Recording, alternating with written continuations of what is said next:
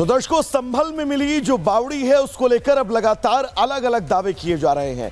Republic Bharat ने संभल की ही एक रियासत के राजा चंद्रविजय सिंह से बातचीत की है और चंद्रविजय ने यह दावा किया है कि खुदाई में मिली बावड़ी उनके ही राज परिवार की है और लोग इस बावड़ी पर सिर्फ और सिर्फ बिना किसी बात के भ्रम फैला रहे हैं। पूरी खबर विस्तार से इस रिपोर्ट के जरिए। चंद्रविजय जी, बावड़ी पर कई लोगों ने अपना अधिकार जता दिया है। लोग कह रहे हैं कि हमारी है, लेकिन सच्चाई तो देखिए रिपब्लिक भारत अब सामने ला रहा है। आपको हम कैमरे पर जब लाए।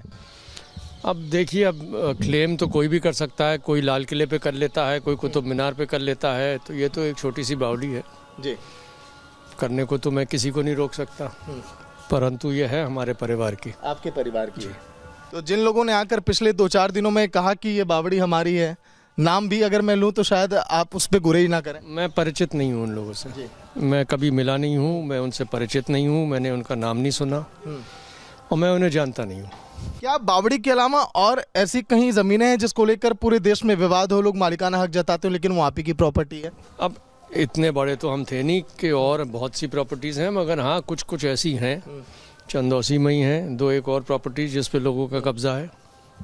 राजा जी रिपब्लिक भारत के कैमरे पे देखिए मजाक भी कर रहे हैं, जिसके हाथ में 484 गांव, सहसपुर, बदायूं, मुरादाबाद, बिजनौर जैसे पूरे इलाके, जिनको सरकार खुद ही कही हो कि हाँ आप यहाँ के राजा हैं और आपका मालिकाना हक है इन गांवों पर, इन ज़मीनों पर। फिर ये सर कैसे हम मान लें, क्योंकि लोग भी आपका बताइए नाम लेकर कहते हैं कि हाँ आपने बहुत कुछ किया उनके लिए। अपना फ़र्ज़ निभाया है साहब, जिस लायक भी थे टूटे फूटे वैसे करा है। ठीक है। अच्छा, राजा जी से इस किले के बारे में देखिए जान लें। अगर आप इसकी खूबसूरती को आप देख रहे हैं तो राजा जी बताएं कि दें कि आखिर हम कैसे यहाँ पर रहते हैं और ये किला कैसे बनवाया गया, इसका उद्देश्य क्या था। राजा जी प्लीज। ये रियासत का मुख्यालय था जी। जो आप बिल्डिंग ये देख रहे हैं, ये यहाँ की कचहरी होती थी। ये थी कचहरी सब, ये सारी कचहरी। जी हाँ, जहाँ पर जन सुनवाई होती थी। जहाँ पर जन सुनवाई होती थी ये कचहरी थी। जर्जर हो गई थी, टूट गई थी। इसकी थोड़ी बहुत मरम्मत करवा रहे हैं कि इस लायक हो जाए कि यहाँ रह लें।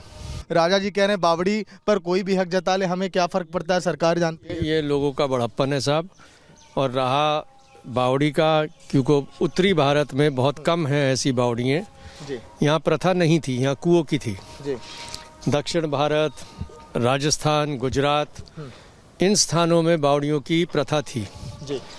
तो ये क्योंकि अनोखी चीज़ है और वहाँ कोई निवास तो कर नहीं सकता, तो इसलिए मेरी तो अपील यही है सरकार से कि वहाँ के कागज़ खंगालें और वहाँ चंदौसी वासियों को समर्पित कर दें, एक पर्यटन स्थल उधर बना दें।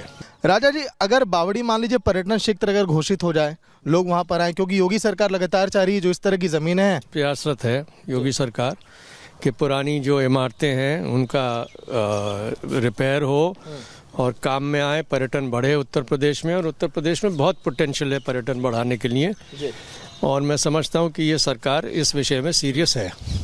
तो योगी सरकार की आप तारीफ करेंगे यहाँ पे? इस विषय में ज़रूर करूँगा। और भी 2-3 चीज़ें हैं जिसके काबिल तारीफ है वर्तमान सरकार। लेकिन आपकी जानकारी के लिए बता दूँ, कई सारे स्कूल, यही नहीं कई सारे कुछ अस्पताल, सड़कें भी इन्होंने बनवाई और यही नहीं यहाँ पर पुल भी बनवाया जब इन्हें लगा कि हाँ लोगों को परेशानी हो रही है, दिक्कत हो रही है। राजा जी आपने पुल बनवाया, सड़कें बनवाई, स्कूल भी बनवाए, इस तरह भी हमने सुना। सब जनता की मेहरबानी थी, उन्होंने वोट दिए और वो निभाने का प्रयास करा। जी। अच्छा राजा जी, आप यहाँ की क्या आप चीज़ें आप बताना चाहते थे इसके पहले? इस जगह को ये लगभग 10 एकड़ है, ये लाल बाग कहलाता था पहले। तो इधर वो कुछ बुजुर्गों की समाधियाँ हैं, इधर एक छोटा सा मकान होता था जिसे राम निवास कहते थे। इन लोगों ने अपने पैसे को देकर पुलों का निर्माण करवाया, सड़कें बनवाई और इसीलिए बाहर जब इस किले के हमने लोगों से बातचीत की, जो गरीब थे वो भी कहे कि राजा जी ने तो बिना नेता रहते भी हमारे लिए काम किया। वो तो सरकारी फंडिंग नहीं थी सर, आप लोगों ने फिर भी किया, ऐसा जहन में ये सब ख्याल कैसे है? नहीं, ख्याल मेरा नहीं है साहब, बुजुर्गों ने करा। ये जो चंदौसी से मुरादाबाद की सड़क है ये पुरखों की बनाई हुई है, पक्की 1912 में बनाई थी। रेलवे स्टेशन है यहाँ सहसपुर का जी, इसके लिए भूमि उपलब्ध करवाई थी, धर्मशाला बनवाई थी, स्टेशन में आर्थिक सहायता करी थी जी। तो ऐसे बुजुर्गों ने बहुत से ऐसे काम करे थे क्योंकि उस टाइम साधन संपन्न थे वो।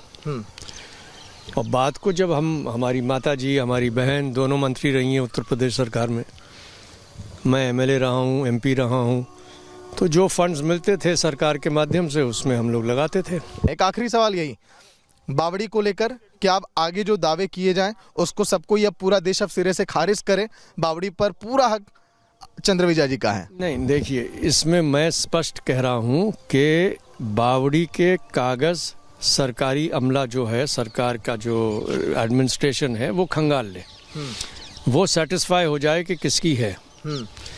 उसके पश्चात जब उन्हें ये सिद्ध हो जाता है कि हमारे और हमारे परिवार की है, तो फिर वो उस बावड़ी को मेहरबानी करके ले पुरातत्व विभाग या पर्यटन विभाग को दे और चंदौसी के लिए एक अच्छी जगह बनाए। ये हम चाहते हैं। और अब बात करते हैं महाराष्ट्र में चलाए जा रहे घुसपैठियों के खिलाफ महाअभियान की। दरअसल यह अभियान स्थानीय पुलिस की नहीं, उसके साथ साथ एटीएस भी चला रही है और यही कारण है कि कल 13 लोगों को गिरफ्तार किया गया है जो अवैध तौर पर भारत में रख रहे थे। फडणवीस सरकार यह तय कर चुकी है कि जितने भी घुसपैठिए महाराष्ट्र में हैं उन्हें डिपोर्ट किया जाएगा। देखिए रिपोर्ट।